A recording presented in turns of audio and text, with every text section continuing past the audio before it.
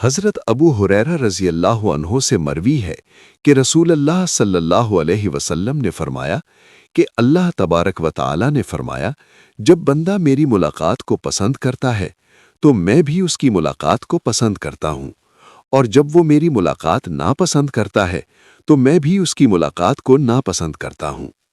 السلسلۃ الصحیحہ، حدیث نمبر 3664۔ حضرت ثوبان رضی اللہ عنہ سے مروی ہے کہ رسول اللہ صلی اللہ علیہ وسلم نے فرمایا، جس شخص کے جسم سے روح اس حال میں نکلی کہ وہ 3 چیزوں سے بری تھا تو وہ جنت میں داخل ہوگا: تکبر، قرض اور خیانت۔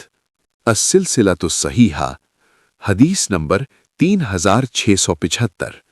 حضرت انس رضی اللہ عنہ سے مرفوعاً مروی ہے کہ جس شخص کا مقصد آخرت کی بہتری ہو، اللہ تعالیٰ اس کے دل میں غنا رکھ دیتا ہے، اس کے بکھرے ہوئے کام سمیٹ دیتا ہے اور دنیا ذلیل ہو کر اس کے پاس آتی ہے۔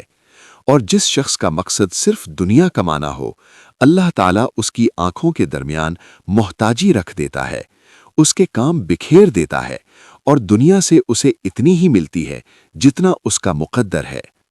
السلسلۃ الصحیحہ، حدیث نمبر 1407۔